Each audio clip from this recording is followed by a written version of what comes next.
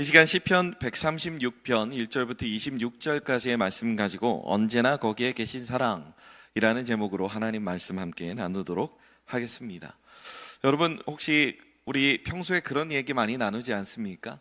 나의 과거에 벌어진 어떤 사건들이나 일들을 생각할 때 분명 그때 당시에는 그 일들이 나에게 괴롭고 힘들었는데 시간이 지나고 나면 과거가 미화되는 경험입니다.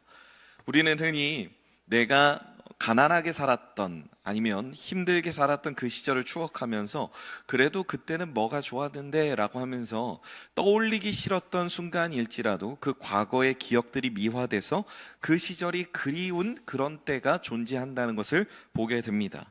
여러분, 그런데 이거는 사실 내가 의지적으로 그런 과거의 기억들을 생산해내고 만들어냄이 아니라 우리 뇌가 자동적으로 생존을 위해서 우리에게 벌이는 그런 작업들이라고 합니다. 여러분, 우리 뇌는요, 힘들고 괴로운 일들을 기억하기를 싫어합니다. 그래서 그 힘들고 괴로웠던 기억들 중에서 최대한 그 기억들을 긍정적으로 기억할 수 있도록 과거의 사건들을 이렇게 조정하고 재조정하는 그러한 작업들이 이루어진다고 합니다. 그러한 작업 안에 들지 못하는 사건들을 우리는 보통 트라우마라고 명하는 것이죠. 그래서 트라우마급의 굉장히 큰 상처가 아닌 이상해야 나에게는 과거의 어떤 일들이 힘들었지만 그래도 지금은 즐겁게 느껴지는 순간들이 온다는 것입니다. 이를테면 이제 예전에 결혼을 해서 단칸방에 살 때 참 가난하고 힘들었지만 그때가 즐거웠다든지, 아니면 남자분들 같은 경우에는 군대 갔을 때 그 시간들이 굉장히 당시에는 괴롭고 다시는 가기 싫은 곳이었는데 그래도 그때가 뭐가 행복했다라고 느껴지는 그런 기억의 재조합이 우리 마음속에 일어난다는 것이죠. 여러분, 근데 우리는 이러한 기억의 재조합, 그래서 과거의 일들이 미화되는 것을 보면서 우리는 그때 힘들었지만 지금은 내게 그래도 좋은 기억이었다 말하는 이런 경험이 사실 교회 안에 더욱더 많이 일어난다는 것을 보게 됩니다. 우리의 삶 가운데 하나님께서 어떤 고난을 허락하셔서 우리의 삶에 어려움이 있었는데 지나고 나니 모든 것이 다 은혜였다라고 고백하는 우리의 심정이 그와 비슷한 것이죠. 여러분, 그런데 그리스도인에게는 그렇게 단순히 과거를 미화하는 것에 만족하지 않는다는 것을 우리는 분명히 알고 있습니다. 하나님의 보이지 않는 손이 우리의 시간 가운데 개입하셔서 실제로 모든 것이 합력하여 선을 이루도록 만드는 이 하나님의 손길이 우리의 과거의 어떤 시간에 작용을 했기 때문에 우리는 그 시간을 은혜라고 고백하는 것입니다. 단순히 힘들었는데 지나고 보니 은혜였다가 아니라 하나님께서 그 시간을 통해 내게 뭔가 깨닫게 해 주신다거나 아니면 나의 간절한 기도를 통해 그때 힘들었던 나의 경험들을 바꾸어 주셨다는 그러한 믿음의 고백을 우리는 할 수 있기 때문입니다. 오늘 본문 시편 136편은 바로 내게 있었던, 우리에게 있었던 과거의 기억들이 어떤 과정을 통해 하나님 앞에 미화될 수 있는지, 하나님이 은혜로 바꾸어 주셨는지를 알 수 있도록 우리에게 만들어주는 그런 본문이라 할 수 있습니다. 창조의 시간부터 출애굽, 그리고 광야와 정복, 그리고 오늘까지의 우리의 일상에 이르기까지 이스라엘과 지금 믿는 우리의 시간들은 수많은 사건들로 채워져 있습니다. 그 사건들마다 힘들고 아픈 시간이 분명히 있었지만 오늘 이 본문을 쓴 시편의 기자는 오직 한 문장으로 그 과거의 역사를 해석합니다. 여러분, 그 한 문장이 무엇일까요? 오늘 본문에서 유달리 많이 반복되는 그 인자하심이 영원함이로다라고 하는 말입니다. 인간의 뇌가 긍정적인 기억을 붙잡는 것 이상으로 하나님은 실제로 우리의 과거를 은혜롭게 새롭게 빚으십니다. 우리의 희노애락을 관통하는 고백, 이 모든 희노애락이 합력하여 선을 이루도록 만드는 감사의 고백이 바로 이것이기 때문입니다. 무엇입니까? 그 인자하심이 영원함이로다라고 하는 고백인 것이죠. 우리가 본문의 내용을 들어가며 제가 시편을 설교할 때마다 여러분들에게 강조드리는 것이 있습니다. 혹시 기억하실까요? 시편을 우리가 볼 때 시편을 해석하는 데 있어서 가장 쉽게 시편을 접근할 수 있는 방법이 여러분 무엇입니까? 반복되는 것을 찾아내는 것입니다. 그러면 오늘 본문에서 우리는 이 반복을 주목하여 시편을 먼저 볼 필요가 있겠지요. 오늘 본문 시편 136편은 처음부터 끝까지 하나로 동일한 구절이 이어진다는 것을 보게 됩니다. 감사하라, 그 인자하심이 영원함이로다 라고 하는 그런 문장입니다. 무려 오늘 본문이 26절이니까 26번이나 반복이 된다는 것을 보게 되죠. 그러므로 그 인자심이 영원함이로다 라고 하는 이 문장은 오늘 이 시편 136편을 이해할 수 있는 가장 효과적이고 훌륭한 열쇠임에 틀림이 없습니다. 반복되는 이 말씀이 바로 시편 136편의 성격을 규정짓는다 라고 하는 것이죠. 그렇다면 우리는 무엇에 집중해야 합니까? 그 중에서도 우리는 여기에서 인자하심이라는 단어에 집중할 필요가 있습니다. 여러분, 인자하심이라는 이 단어는 히브리어로 헤세드라고 발음합니다. 많이 들어보셨죠? 이 헤세드라는 말을 그대로 조금 쉽게 직역을 하면 일반적으로 우리는 언약적 사랑이다라고 해석을 하죠. 그런데 이 언약적 사랑이라는 말이 뭔가 좀 불분명하고 우리의 마음에 와닿지 않는 그런 해석이라 할 수 있습니다. 여기서 더 깊이 들어가면 이 단어는 단지 언약 안에서 우리에게 행해 주시는 사랑이 아니라 더 풍성한 의미를 지니고 있음을 우리에게 보여줍니다. 제가 신학대학원의 재학 시절 몇 년 전에 우리 교회에 설교를 하러 오셨던 교수님이 계신데요. 그 교수님의 지도하에 제가 수업을 들으며 김희석 교수님 수업을 들으면서 저희 지도 교수님이었습니다. 수업을 들으면서 그 교수님께서 따로 이렇게 특강을 몇 번 해주신 적이 있습니다. 그때 이 헤세드라는 말을 그 교수님이 나름대로 오랜 기간 공부를 하면서 풀어낸 해석을 저희에게 전달해 주신 일이 있었습니다. 제가 오늘 본문을 준비하면서 문득 그 생각이 들었는데요. 조금 긴 의미지만 한번 자세히 들어보시기 바랍니다. 헤세드란 굳이 하지 않아도 되는 일을 목숨을 걸고 최선을 다해 베푸는 사랑이다. 다시 한번 말씀드리겠습니다. 헤세드란 굳이 하지 않아도 되는 일을 목숨을 걸고 최선을 다해 베푸는 사랑이다 라고 하는 의미를 저희에게 전달해 주셨습니다. 여러분, 생각해 보면 사실 그렇죠. 예수님께서 우리에게 베풀어 주신 그 헤세드의 사랑, 하나님께서 베풀어 주신 그 헤세드의 사랑은 그 하나밖에 없는 아들 예수 그리스도를 이 땅에 보내셔서 우리의 죄를 대속하여 죽게 만드는 일이었습니다. 여러분, 굳이 하지 않아도 됩니다. 하나님에게 어떤 의무가 있었던 것은 아닙니다. 그런데 자발적으로 스스로 이 일을 해내셨고 이 일을 위하여 하나밖에 없는 아들의 목숨을 버리셨습니다.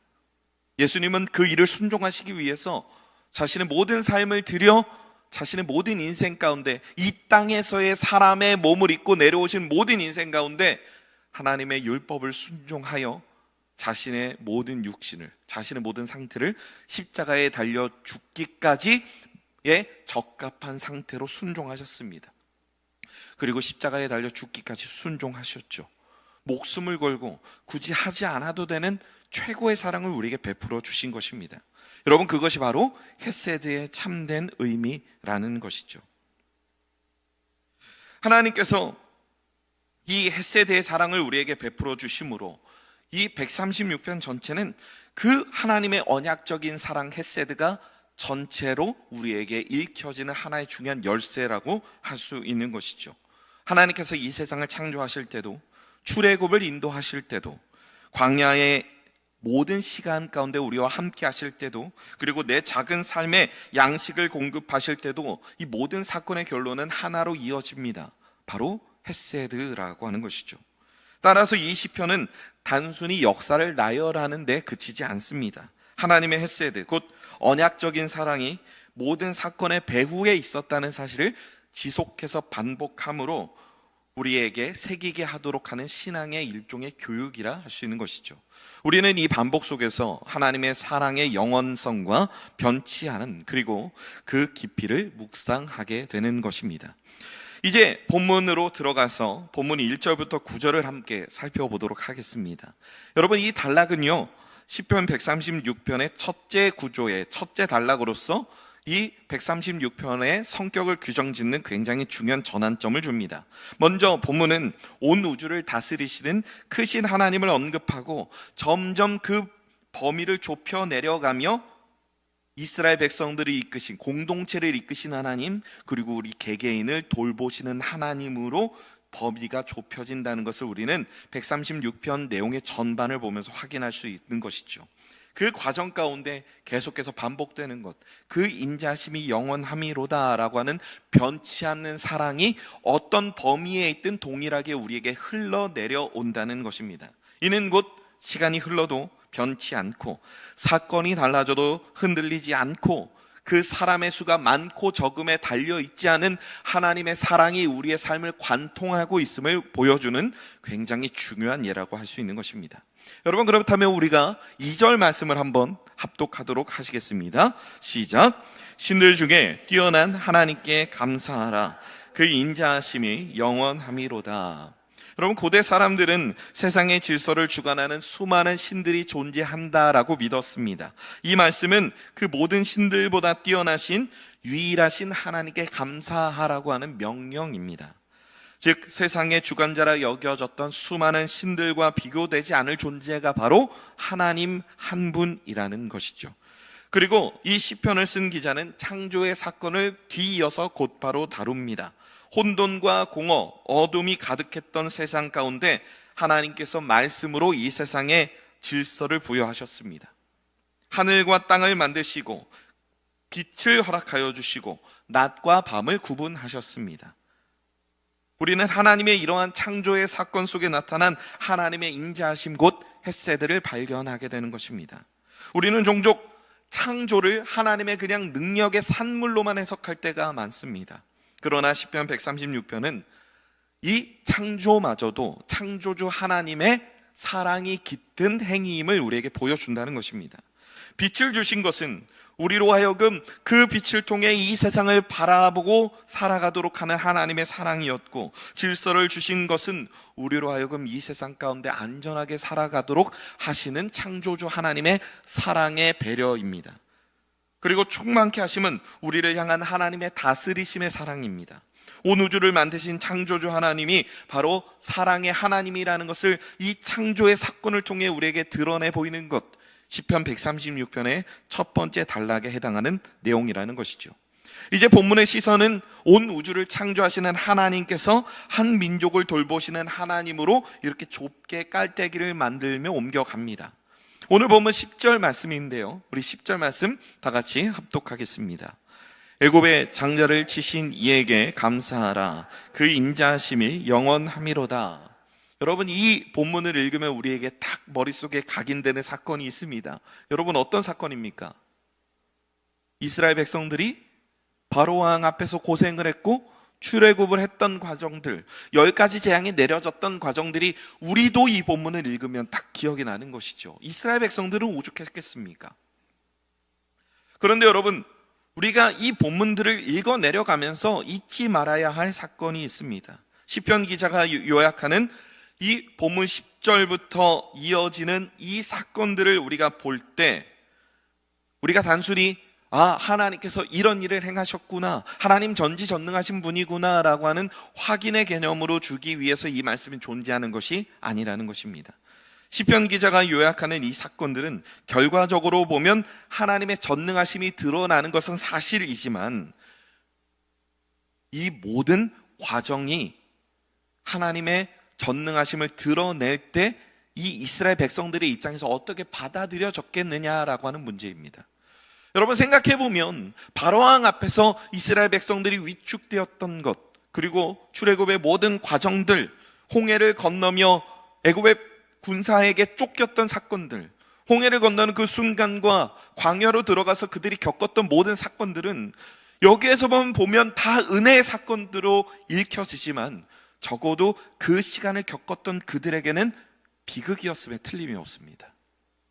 맨 처음에 그들에겐 고난으로 이 사건이 다가왔을 것이고, 이 사건들이 그들에게 절대 유쾌한 시간들로 기억되지 않을 것이 분명했다는 것입니다. 여러분, 설교 처음에 제가 말씀드린 내용 기억하십니까? 여러분, 우리 뇌는 스트레스를 받지 않기 위해서 본능적으로 과거의 사건을 미화하죠. 그런데 여러분, 이 과정에서 하나님의 전능하신 손길이 없었다면 과연 이 시간들이 그들에게 유쾌한 기억으로 남을 수 있었습니까? 아니요. 이 모든 과정에 한순간만이라도 하나님이 개입하지 않으셨다면 여러분, 이것은 이스라엘 백성들에게 유쾌하게 과거가 미화되는 사건이 아니라 트라우마로 남게 되었을 것이 분명합니다. 한순간도 하나님께서 때를 놓치셨다면, 한순간만이라도 하나님이 개입하지 않으셨다면 여러분, 이 모든 시간들은 그들에게 내려진 최악의 비극으로 기억될 사건인 것이죠. 여러분, 과거에 제가 어렸을 때부터 우리나라에서 벌어졌던 수많은 비극들을 저는 기억합니다. 삼풍백화점이 무너졌고요, 성수대교가 무너졌습니다. 하루 종일 뉴스에 나오는데 그 뉴스에 나오는 내용들을 제가 어린 시절 그 뉴스를 보면서도 기억하기 싫을 정도로 굉장히 괴로웠던 시간들이었습니다. 삼풍백화점이 무너졌을 때 10며칠 만에 그 건물 잔해에 깔려 있었던 그 틈바구니에서 생존하고 있었던 사람들이 구조가 됐다는 그 뉴스가 한편으로는 너무 감사하고 기쁘고 감격스러운 일이지만, 갇혀있던 사람이 저 사람 하나였을까라고 하는 그러한 생각이 들자 이 숨이 콱 막혀오는 것이죠. 내가 그 상황에 있었다면 얼마나 답답했을까. 그리고 그 사건들이, 그 시간들이 이 사람들에게 큰 트라우마로 남진 않았을까. 참 많은 생각이 들게 만드는 시간인 것이죠. 여러분, 이렇게 우리가 웃으며 넘길 수 있는 고난의 시간은 있겠지만 이 모든 과정 가운데 하나님의 손길이 없다면 그것은 비극으로 끝난다는 것을 우리는 분명히 알고 있다는 것입니다. 그런데 여기서 등장하는 이 모든 일 가운데 우리는 분명히 한 가지를 보게 됩니다. 이스라엘 백성들이 무언가를 해서 이 시간을 통과한 것이 아니라 하나님의 구원의 놀라우신 능력의 손길이 함께 했을 때 이 시간들은 우리가 감사할 만한 시간이 되었다는 것입니다. 여호와께 감사하라, 그 인자하심이 영원함이로다 라고 이 반복된 구절이 우리에게 주는 감동이 이 구절들을 읽어 내려가며 분명히 우리에게 존재한다는 것이죠. 그렇다면 우리는 10절 이하로부터 내려가는 이 애굽에서의 출애굽의 사건들, 그리고 광야에서의 모든 시간들을 정리하는 이 사건들을 정리하면 저는 이렇게 말씀드릴 수 있습니다. 그때 우리가 힘들고 괴로웠지만 그 모든 시간 속에서 하나님은 변함없이 헷세들을 베풀고 계셨다. 그래서 우리는 그 사랑 덕분에 끝까지 버틸 수 있었다라고 하는 고백이라는 것입니다. 여러분, 이것이 바로 시편 136편이 우리에게 말해주고 있는 하나님의 헷세드가 우리에게 주는 위대함입니다. 자칫 잘못하면 비극으로만 끝날 뻔한 그 모든 시간들이 하나님의 개입하심으로 우리가 은혜였다 고백할 수 있는 시간들로 다 변화되었다라고 하는 것입니다.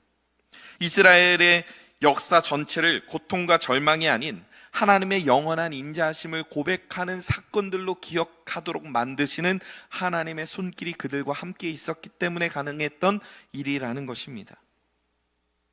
그래서 시편 기자는 광야의 눈물마저 은혜였다고, 홍해 앞에 선 그들의 모든 시간, 위기마저도 하나님의 사랑이었다 고백할 수 있는 것입니다. 그렇기 때문에 여러분, 오늘 우리가 살펴보고 있는 이 시편 136편을 통해 붙잡아야 할 우리의 삶의 지향점이자 핵심은 무엇이겠습니까? 저는 이런 것들을 말씀드리고 싶습니다. 먼저는요, 하나님은 온 우주를 사랑으로 창조하시고 다스리시는 하나님이라는 것입니다. 여러분, 이게 왜 중요하냐면 사랑 안에서의 전지전능하신 하나님이기 때문에 중요하다는 것입니다. 하나님이 단순히 전지전능하시다라고 하는 사실은 때때로 우리에게 많은 오해를 불러일으킵니다. 하나님이 누군가의 기도만 들어주시고 저 잘나가는 누군가의 상황만 돌보아 주시는 것 같고 이 작디 작은 나의 기도를 들어주지 않으시는 것 같은 그런 느낌이 들 때, 누군가에겐 전능하신 하나님이지만 비천한 나에게는 전능한 하나님이 아니라는 생각이 들 때 우리의 신앙이 참으로 많이 왜곡될 수 있다는 것입니다. 전능하신 하나님이 사랑 그 자체이며 그 하나님의 시선이 우리에게도 향하고 있다는 이 고백은 여러분, 이 시편을 이해하고 우리의 신앙생활을 만들어 가는데 굉장히 중요한 핵심적인 고백이 될 수 있다는 것이죠. 그리고 저는 이것도 말씀드리고 싶습니다. 그 하나님은 이스라엘 백성들의 역사 속 위기의 순간마다 그들을 도우신 하나님이라는 것입니다. 출애굽의 절망, 홍해 앞에서의 공포, 광야의 목마름과 배고픔, 그리고 그 모든 순간을 지나면서도 하나님은 그 인자하심이 영원하다라고 하는 증거를 보여주셨습니다. 여러분, 이스라엘 백성들이 끊임없이 변하고 배신하고 끊임없이 하나님을 거절하고 원망했지만 하나님만큼은 언제나 그 자리에 서서 그 백성들을 지키셨다는 것입니다. 마치 낮에는 구름 기둥, 밤에는 불 기둥이 이스라엘 백성들을 지킨 것처럼 하나님은 언제나 그 자리에 변함없이 매일매일 이스라엘 백성들에게 만나를 내리시고 물을 허락하시고 때에 따라 돕는 은혜를 그들에게 베풀어 주셨다는 것입니다. 이스라엘 백성들은 이리저리 움직이며 하나님을 배반하고 원망하지만 적어도 하나님만큼은 그들을 지켜보시는 그 자리에서 변함없이 그들을 보고 계셨다는 것입니다. 그것도 인자하심, 헤세드의 시선으로 그들을 보셨다는 것이죠. 여러분, 그 하나님이 오늘날 우리의 삶도 돌보신다는 것을 잊지 마시기 바랍니다. 여러분, 우리는 그 사실을 오늘 본문 23절 말씀을 통해 확인할 수 있는데요, 23절 말씀 우리 다 같이 합독하겠습니다. 우리를 비천한 가운데에서도 기억해 주신 이에게 감사하라.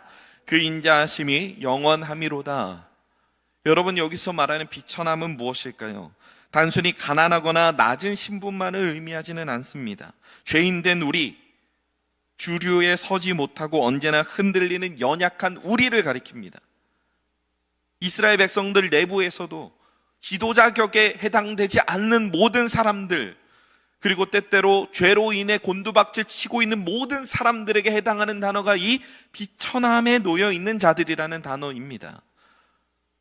하나님은 특별한 누군가의 기도만 응답하시는 하나님이 아니라 오늘날 우리의 모든 삶을 한 사람 한 사람을 주목하여 바라보시며 그 인자하심이 영원함이로다라고 하는 그 근거를 우리의 삶을 통해 분명히 보여주길 원하시는 하나님이라는 것을 우리는 절대로 잊어서는 안 됩니다. 그리고 시편 기자는 이어서 오늘 본문의 마지막 구절에서 우리에게 정말로 중요한 사실 하나를 더 강조합니다. 우리 본문 26절 말씀인데요, 우리 26절 다 같이 합독하겠습니다. 하늘의 하나님께 감사하라. 그 인자하심이 영원함이로다. 여러분, 이 시편 136편에 숨어있는 구조적 비밀이 하나 있는데, 영어로 하면 인클루지오라고 하는 것, 좀 쉽게 말씀드리면 수미상관 기법이 사용됐다는 것입니다.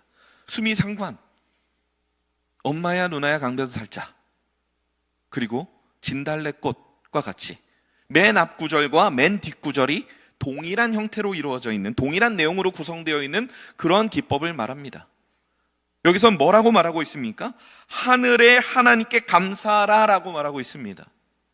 즉 시편 136편은 의도적으로 하나님께서 온 우주를 다스리시는 하나님, 그리고 이스라엘 민족들을 돌보시는 하나님, 그리고 비천한 자리에 놓여 있는 우리 개개인을 돌보시는 하나님으로 돋보기를 보듯이 그 시야를 좁혀 나가는데, 그런데 맨 마지막 구절에 그 하나님을 하늘의 하나님으로 다시 그 범위를 넓히고 있다는 것입니다. 나의 작은 삶을 주목하여 보시는 하나님이 사실은 온 우주를 다스리시는 하나님이라는 사실을 너희는 잊지 말아라 라고 하는 시편 기자의 숨은 의도가 여기에 담겨져 있다는 것이죠. 성도 여러분, 하늘의 하나님, 그 전능하신 하나님 여호와께서 우리의 기도를 다 귀 기울여 들으십니다. 우리의 고통과 고난의 순간, 절체절명의 위기의 순간 가운데 우리가 포기하지 않고 하나님께 간절히 기도하며 나아간다면 여러분, 하나님은 반드시 그 기도 응답해 주십니다. 우리의 삶을 돌보아 주십니다. 왜냐하면 하나님은 그 인자하심이 영원함이기 때문입니다. 그 하나님께서 우리의 삶을 언제나 붙드신다는 사실을 우리는 절대로 잊어서는 안 되는 것입니다. 성도 여러분, 오늘 시편 136편은 우리에게 이렇게 말합니다. 하나님은 온 우주를 창조하실 때도, 이스라엘 백성들을 인도하실 때도, 그리고 오늘 나의 작은 삶을 돌보실 때도 동일한 말씀으로 우리에게 다가오신다는 것이죠. 그 인자하심이 영원함이로다라고 하는 사실입니다. 오늘 이 말씀을 제가 준비하면서 떠올랐던 찬양 하나가 있었습니다. 바로 시선이라는 찬양인데요. 이 시선이라는 찬양을 작곡한 분은 예수전도단의 간사였던, 지금은 이제 목사로서 찬양 사역을 하고 계시는 김명선 목사님입니다. 여자분인데요. 이 김명선 목사님은 어린 시절 알코올 중독에 빠진 아버지 밑에서, 그리고 달동네에서 가난하게, 그리고 폭력에 노출되어 굉장히 힘든 삶을 살아가셨다고 합니다. 그러다가 예수님을 만나고 예수님을 영접한 뒤에 그의 삶이 그때부터 뭔가 새로운 소망이 생겨난다는 것을 보게 되었습니다. 그러다가 대학교에 진학하게 되었고, 그곳에서 만났던 예수전도단 공동체를 통해서 훈련을 받고 간사로 사역을 하기를 서약하고 사역을 시작합니다. 그리고 그곳에서 남편을 만났습니다. 둘은 한 캠퍼스에서 굉장히 행복한 시간을 보내면서 열렬히 사랑했고, 그리고 예수전도단 간사 사역도 함께 했고, 또 나중에는 신학도 함께 했다고 그렇게 전해집니다. 그래서 둘은 결혼을 했고 정말 꿈같은 행복한 시간을 보냈다고 합니다.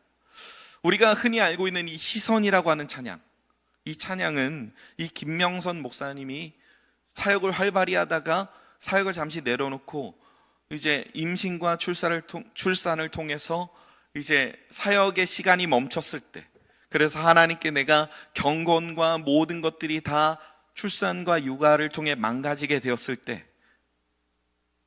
하나님을 향한 가장 진솔한 고백이 담겨있는 찬양이라고 합니다.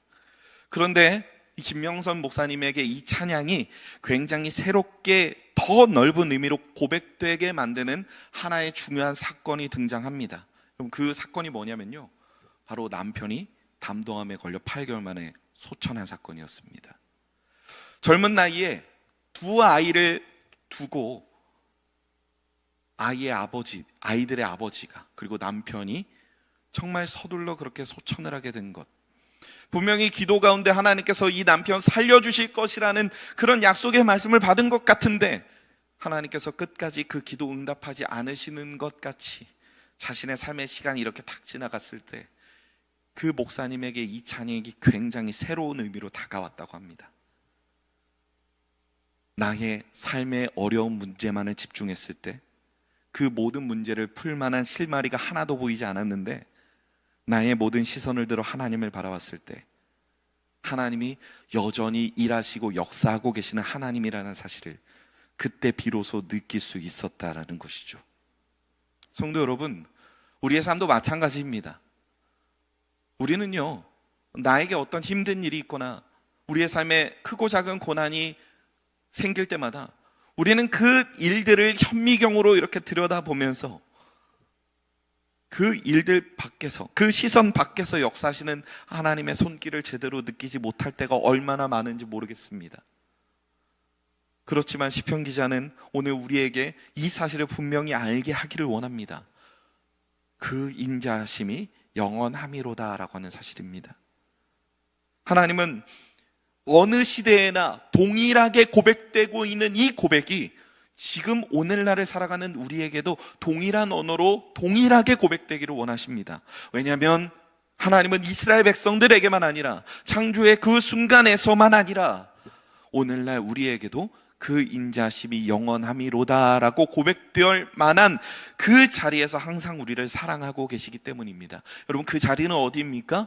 바로 기도의 자리이며 말씀의 자리임을 우리는 기억해야 함을 믿습니다. 성도 여러분, 이 고백이 우리의 삶의 인생의 희노애락의 사건들이 들이닥칠 때마다, 거센 파도와 같이 우리를 무너뜨리는 수많은 일들이 우리에게 불어닥칠 때마다 그 시선을 우리로부터 하나님께 올려드리고 우리가 하나님의 일하심, 역사하심을 바라보며 그 인자하심이 영원함이로다라고 고백할 수 있는 우리의 믿음의 고백이 되었으면 좋겠습니다. 이 시편의 말씀이 곧 우리의 삶이 되어 하나님의 역사하심을 온전히 신뢰할 수 있도록, 그래서 그 믿음 가지고 지금 이 순간부터 하나님의 일하심을 바라보며 온전히 하나님을 찬양하는 저와 여러분의 귀하고 복된 인생 될 수 있도록 주님의 이름으로 축복합니다.